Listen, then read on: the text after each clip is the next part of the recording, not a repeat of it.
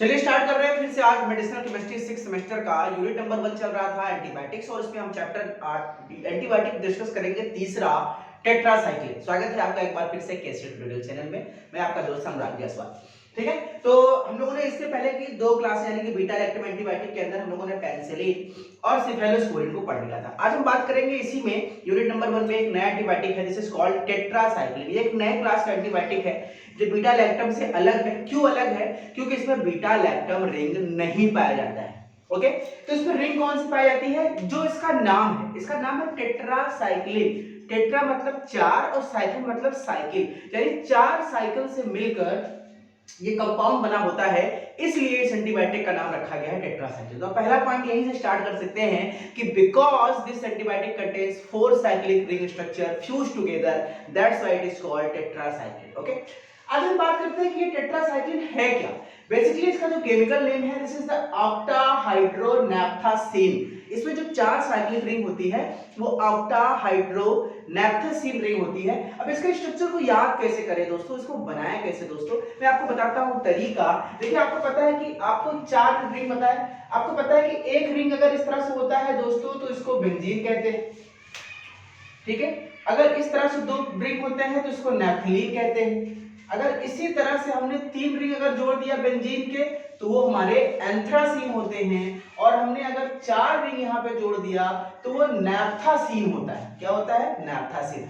Benzene, naphthalene, anthracene, naphthacene. Okay, तो चार ring मतलब कि टेट्रासाइक्लिन मतलब चार रिंग होगा। इस एंटीबायोटिक में सबसे खास बात यह है इसके स्ट्रक्चर में कि चार साइक्लिक रिंग होने के कारण इसका नाम टेट्रासाइक्लिन। तीन होता तो ट्राइसाइक्लिन, दो होता तो बाइसाइक्लिन। ठीक है, तो चार है तो टेट्रासाइक्लिन। ये क्लियर हो गया। नैप्थासीन नाम क्यों है? कि उसमें चार अगर फ्यूज रिंग होते हैं बेंजीन को तो उसको नैप्थासीन कहते हैं। बाकी इसके स्ट्रक्चर में क्या करना है, नंबर 1 पोजीशन पे एक कीटोन ग्रुप लगा दो, उसके बाद यहाँ पे CONH2 एक एमाइड लिंकेज लगा दो, उसके बाद यहाँ पे OH है, और यहाँ पे आपका एक टर्सरी नाइट्रोजन आपका अमीन है, this is the tertiary amine. Structure ऐसे याद करना। सबसे पहले इसकी एरोमेटिसिटी बना लो। ये एरोमेटिसिटी यहाँ से इस तरह से बन जाएगा दोस्तों, यहाँ पे ऐसे बन जाएगा, यहाँ पे ऐसे बन जाएगा। तो ये एक तरह का इसका एरोमेटिसिटी रिंग है। तो याद कैसे करना है, आपको चार स्ट्रक्चर बनाने हैं। ओके, चार मतलब नैप्थासीन। ऊपर नंबर 1 पोजीशन में नंबरिंग हम यहाँ पे करेंगे। नंबर 1 पोजीशन में कीटोन ग्रुप, फिर इस वाले में CONH2 OH NH। अब कैसे सीक्वेंस आपको याद रखना है, यहां से स्टार्ट करते हैं।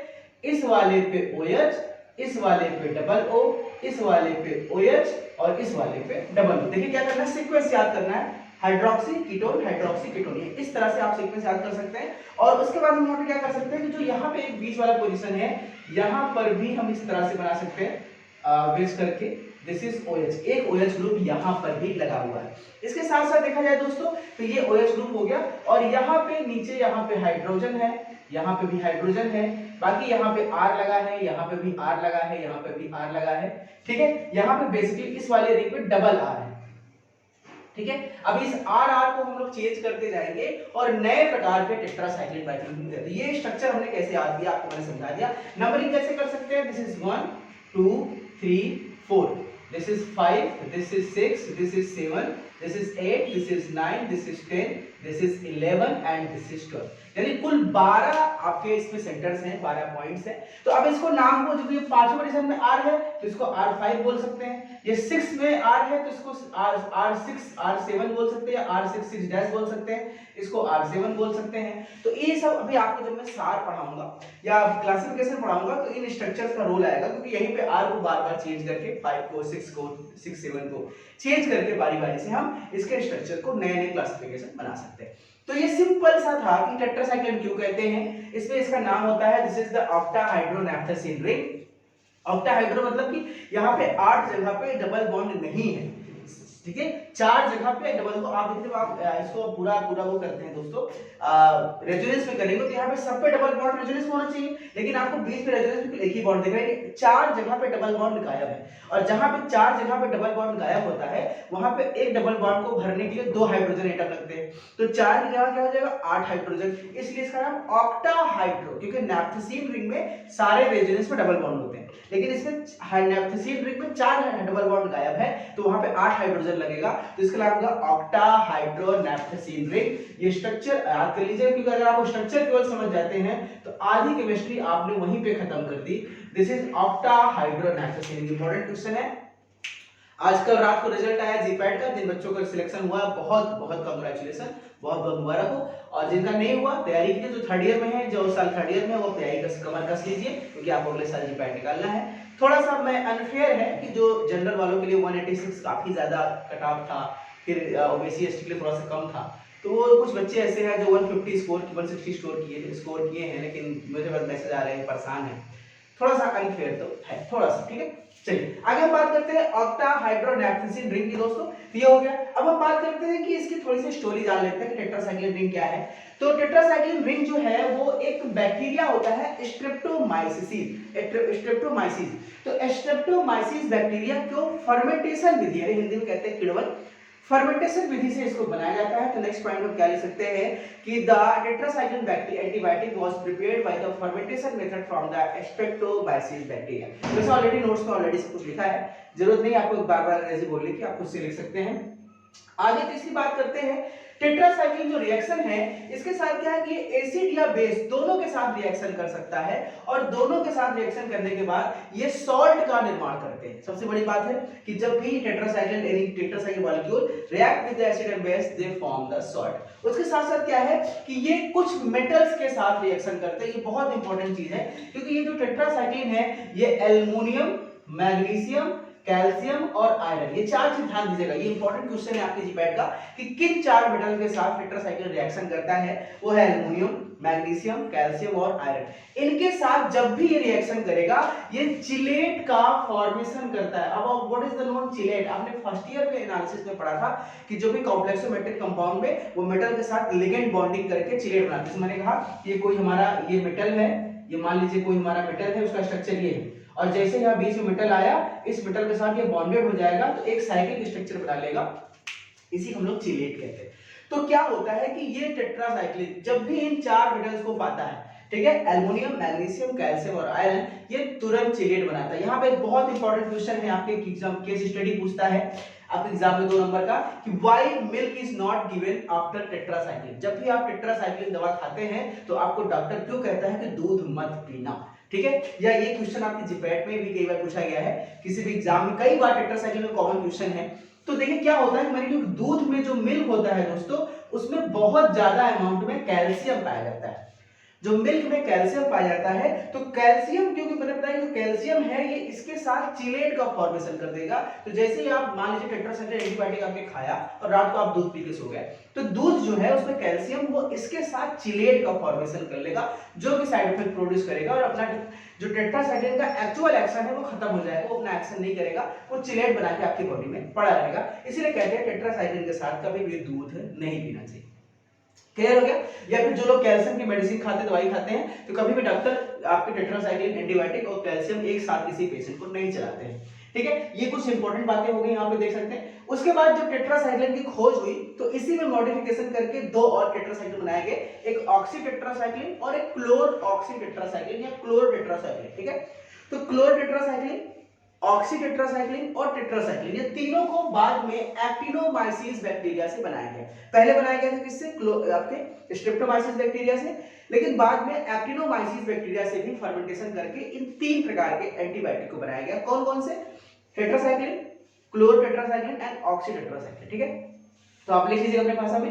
अब हम बात करते हैं इसकी स्टडी की। तो टेट्रासाइक्लिन जो सबसे पहले स्ट्रेप्टोमाइसिस से निकाला गया था, ये इंपॉर्टेंट क्वेश्चन है जीपैट का। सन 1948 हमारे देश के आजादी के जस्ट 1 साल बाद, या जिस साल गांधी जी की मृत्यु हुई थी, 1948 में साइंटिस्ट थे बी.एम. Digger, okay.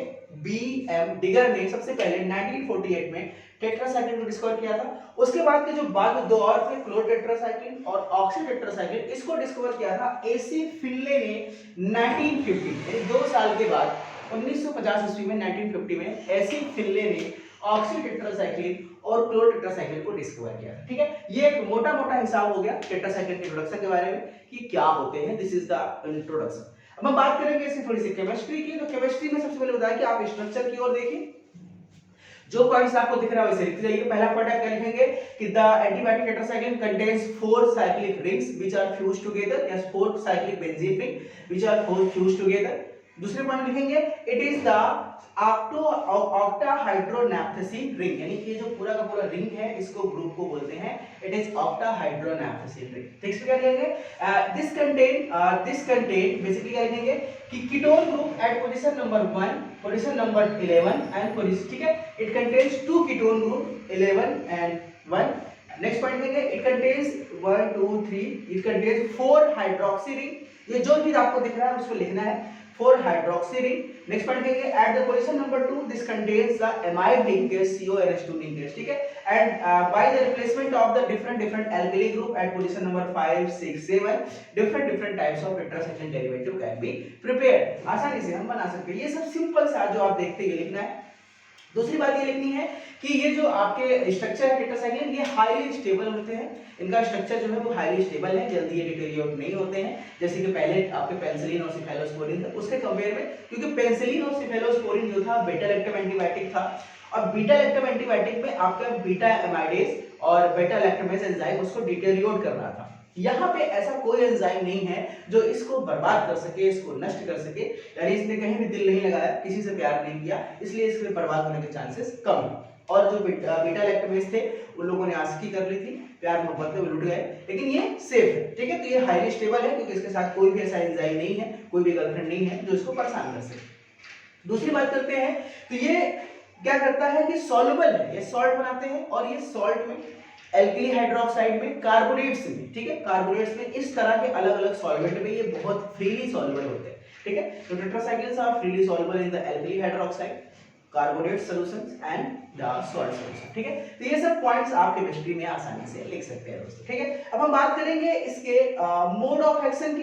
तो मोड ऑफ एक्शन से पहले हम इसका थेरेपेटिक यूज जान लेते हैं कि क्या है इसका थेरेपेटिक यूज। तो इसका थेरेपेटिक यूज 4 जगह पे बहुत ज्यादा है दोस्तों। एक तो होता है एक्ने, आपने देखा होगा कि बच्चों के मुंह में कील मुहासे, बच्चे के मतलब जो 15-16 साल से लेकर करीब 20-21 साल के बीच जो एज में होते हैं उनके चेहरे पे मुहासे बहुत निकलते हैं, इसको एक्ने कहते हैं। तो उसके ट्रीटमेंट के लिए आपके इसके क्रीम्स आते हैं, ठीक है, इनके क्रीम आते हैं कौन से, टेट्रासाइक्लिन एंटीबायोटिक के। तो लोशन आते हैं, क्रीम आते हैं, तो वो उसमें इन द एक्ने के यूज में। उसके साथ साथ यूटीआई, यूरिनरी ट्रैक्ट इन्फेक्शन में इसका इस्तेमाल होता है इस एंटीबायोटिक का। ऑप्थेल्मिक सॉल्यूशन में जो देखते हैं आप आंखों में डालते हैं, ड्रॉप या पेंसिलिन टाइप कुछ डालते हैं, वो जो ऑइंटमेंट होता है वो भी बनाए जाते हैं आपके टेट्रासाइक्लिन एंटीबायोटिक के। इसका इस्तेमाल ऑप्थेल्मिक में होता है। इसके साथ साथ अपर आरटीआई यानी जो रिस्पायरेटरी ट्रैक्ट इन्फेक्शन होता है अपर साइड में, यानी यहाँ के रीजन में, तो उसके इन्फेक्शन में, गले में जो किसकिस है, खराश है, और जो प्रॉब्लम है सांस लेने में, टॉन्सिल वगैरह है, इस केस में भी हम लोग टेट्रासाइक्लिन का इस्तेमाल करते हैं। अब हम इसे जान लेते हैं थोड़ा सा दोस्तों इसके मोड ऑफ एक्शन के बारे में। तो इसका मोड ऑफ एक्शन बड़ा ही इंटरेस्टिंग है। मैंने आपको बताया था कि जो इससे पहले के 2 एंटीबायोटिक थे बीटा लैक्टम, वो सेल वॉल सिंथेसिस को स्टॉप करते थे। मैंने आपको बताया था क्लासिफिकेशन में पहले लेक्चर में कि अलग अलग तरीके से एंटीबायोटिक काम करते हैं। ये बेसिकली कैसे काम करता है इसको समझिए कि जो टेट्रासाइक्लिन है ये किसी भी बैक्टीरिया के अंदर, ये जो हमारा बैक्टीरिया है, इस बैक्टीरिया के अंदर ये 30S राइबोसोम से बाइंड करता है। ध्यान समझिएगा, ये 30S राइबोसोम से बाइंड करता है, यानी आप देखेंगे ये mRNA का स्ट्रैंड है, और mRNA के स्ट्रैंड में दोस्तों ये आपके राइबोसोम होते हैं। This is the 30S and this is the 50S। तो क्या होता है कि जब mRNA पे राइबोसोम होते हैं और ये मूवमेंट करते हैं, तो ये क्या बनाते हैं, प्रोटीन सिंथेसिस करते हैं। ये करते हैं प्रोटीन सिंथेसिस, कैसे, जिसको बोलते हैं ट्रांसलेशन प्रोसेस। और मैंने बताया था किसी भी बैक्टीरिया के जिंदा रहने के लिए उसका प्रोटीन का होना बहुत ज्यादा जरूरी है। अगर उसके बॉडी में प्रोटीन नहीं बनेगा तो वो बहुत दिन जिंदा नहीं रह पाएगा। टेट्रासाइक्लिन कैसे काम करता है दोस्तों, ये टेट्रासाइक्लिन इसके 30S राइबोसोम से बाइंड करता है और इस एरिया को ब्लॉक कर देता है। जब ये 30S राइबोसोम से बाइंड करके उस पर्टिकुलर एरिया को ब्लॉक कर देता है, तो ब्लॉक करने के बाद क्या होता है, इसका प्रोटीन सिंथेसिस स्टॉप हो जाता है, यानी ट्रांसलेशन प्रोसेस स्टॉप हो जाता है, जिससे बैक्टीरिया डाई यानी बैक्टीरिया मर जाते हैं। ये है आपके टेट्रासाइक्लिन का बहुत सिंपल सा मोड ऑफ एक्शन।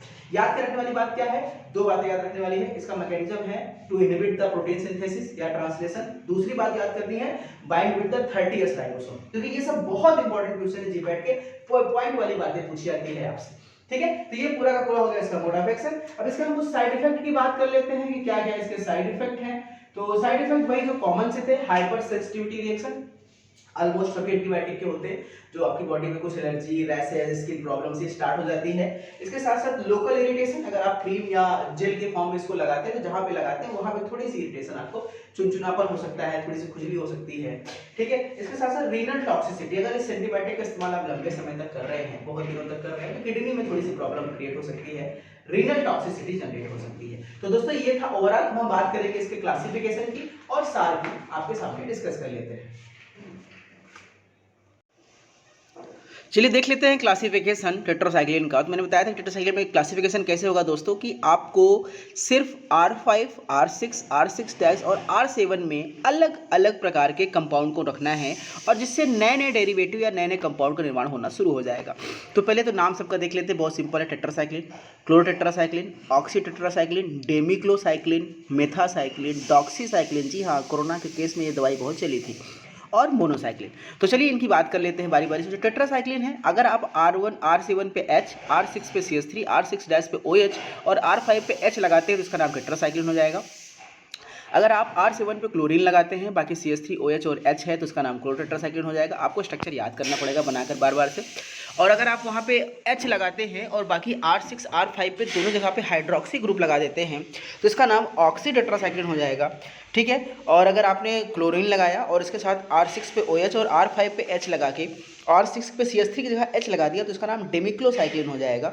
ठीक है, देखो डेमिक्लो नाम कैसे लिखा, D मतलब डिलीट और ME मतलब मेथिल। तो देखिए R6 पे जो मेथिल था उसको डिलीट करके H कर दिया तो इसका नाम डेमिक्लोसाइक्लिन हो गया, डिलीट मेथिल साइक्लिन। ठीक है, ऐसे याद करिएगा। मेथासाइक्लिन आपको याद है, इसमें मेथा का मतलब होता है double, methylene ring, methylene compound क्या होता है जब CH2 डबल बॉन्ड के साथ हो, तो R6 में CH2 डबल बॉन्ड है, इसलिए इसका नाम मेथासाइक्लिन। और डॉक्सीसाइक्लिन आपके सामने दिख रहा है, और लास्ट में हमने जब NCH3 लगा दिया, यहाँ पे टर्सरी नाइट्रोजन लगा दिया तो इसका नाम हो जाएगा मोनोसाइक्लिन। तो ये कुल मिला के एंटीबायोटिक हैं इतने। अब हम चलिए देख लेते हैं इसके सार को, डिस्कस कर लेते हैं दोस्तों सार के बारे में। सार ऑफ टेट्रासाइक्लिन, यानी सार की बात करेंगे, this is the structure, activity, relationship, और लास्ट टॉपिक हम खत्म करेंगे। इसके बाद एक ही एंटीबायोटिक बचेगा, अमीनोग्लाइकोसाइड, और यूनिट 1 खत्म हो जाएगा मेडिसिनल का। तो स्ट्रक्चर बनाने से पहले मैंने बताया था सबसे पहले आपको स्ट्रक्चर याद होना चाहिए। तो स्ट्रक्चर आपने थोड़ी देर पहले बनाया था, उस स्ट्रक्चर को ड्रॉ कीजिए दोस्तों। ये आपका एक साइकिल, ये आपका दो साइकिल, ये आपका 3 साइकिल, और ये हो गया आपका टेट्रासाइकिल। ठीक है, बाकी स्ट्रक्चर आपको याद है जैसे आपने किया था, यहाँ पे डबल बॉन्ड O था, यहाँ पे कौन सा ग्रुप था, C डबल बॉन्ड ONH, या CONH2 डायरेक्ट लिख दो शॉर्ट फॉर्म में, काहे कहानी बना रहे हो भैया। ठीक है, और यहाँ पे हमारा था OH, यहाँ पे था टर्सरी नाइट अमीन। देखिए स्ट्रक्चर कैसे याद करते हैं, बार बार ड्रॉ करिए, ऑटोमेटिक याद हो जाएगा। ठीक है, और इसको चाहे तो आप पहले कर लीजिए, जो भी करना है, मतलब इसको बॉडी वगैरह बना लीजिए। फिर यहाँ पे आपको याद है पहले आपने शुरू किया था डबल बॉन्ड OH, फिर यहाँ पे OH, फिर डबल बॉन्ड O, और फिर यहाँ पे OH। ये स्ट्रक्चर याद होगा, यहाँ पे आपने बनाया था OH स्ट्रक्चर, यहाँ पे H था, उसके बाद आपने यहाँ पे बनाया था R5, R6, R6- R7। ठीक है, ये स्ट्रक्चर आपने बनाया था, और this is the tetracycline structure. तो ये स्ट्रक्चर आप पहले इसको ड्रॉ कर लीजिए दोस्तों। एक सेकंड, कुछ आवाजें आ रही हैं। ये स्ट्रक्चर आप ड्रॉ कर लीजिए, और स्ट्रक्चर लिखने के बाद आप इसको क्या करेंगे, देखिए आपको क्या समझना है, इसमें 4 फ्यूज्ड रिंग है ABCD, इसको ऑक्टा हाइड्रोनैप्सिसिन रिंग कहते हैं। ये 4 रिंग है, which is essential for the activity. पहली चीज तो बताया कि जो है वो इंपॉर्टेंट है, तो 3-4 शुरू आपको ऐसे ही लिखने हैं कि the 4 cyclic ring fused each other ABCD are essential for the activity, और या करके the octahydronaphthalene ring is essential for the activity। पहली बात तो ये। ठीक है, आगे हम क्या लिख सकते हैं कि the at मतलब कि यहाँ पे हम नंबरिंग जरूर करिए। देखिए नंबरिंग 1 2 3 4 5 6 7 8 9 10 11। क्या लिखेंगे, the ketone group at position number 1 and 11 is essential for the activity, and the hydroxy group at, ठीक है, and the 4 hydroxy group is essential for the activity। 3-4 point हम यहाँ से लिख सकते हैं। आगे हम बात करते हैं कुछ और चीजों को कि इसमें क्या लिख सकते हैं हम लोग, अलग अलग चीजें स्ट्रक्चर चेंज कर सकते हैं कि जो पोजीशन नंबर 8 1 आप देख रहे हैं, यहाँ पे आप देख सकते हैं कि यहाँ पे जो ये आप देख रहे हैं ये OH है और यहाँ पे डबल बॉन्ड O है और यहाँ पे डबल बॉन्ड है, तो ये शिफ्ट होके आपस में कीटो इनॉल आइसोमेरिज्म बनाएगा। और वही बात यहाँ पे आप देख रहे हैं पोजीशन नंबर 8 में अगर यहाँ पे OH ग्रुप लग जाएगा तो देखो अगर इस R7 की जगह दोस्तों हमने OH ग्रुप लगा दिया तो क्या होगा, बॉन्ड शिफ्ट होगा। आप देखें ये बॉन्ड यहाँ जाएगा तो यहाँ पे डबल बॉन्ड O हो जाएगा, डबल बॉन्ड O और यहाँ पे सिंगल हो जाएगा। यानी पोजीशन नंबर 8 और पोजीशन नंबर 1 में कीटो इनॉल आइसोमेरिज्म दिखती है अगर इसके स्ट्रक्चर को स्टडी किया जाए। तो the keto enol isomerism increases the activity at position number 1 and position number 8। ठीक है, आगे हम बात करते हैं पोजीशन नंबर R6 पे।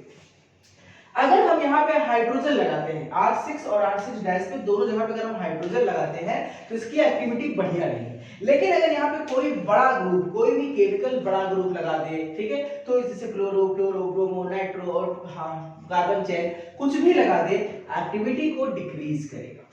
ठीक है, तो हम ये कह सकते हैं कि at position number R6 and R6 dash hydrogen is essential. If we increase any group या फिर if we attach any kind of, कोई सा भी ग्रुप लगा देंगे, any kind of group, then their activity, antimicrobial activity will be decreases. Okay, activity इसकी दोस्तों घटेगी। आगे हम बात करते हैं, लेकिन अगर इसी R6 पे हम डबल बॉन्ड CH2 लगा दें, ठीक है, ये जो हमारा रिंग आपको दिख रहा है इसमें H लगा दो और एक जगह क्या कर सकते हैं, यहाँ पे हम लोग ये हटा के H हटा के डबल बॉन्ड CH2 लगा दो।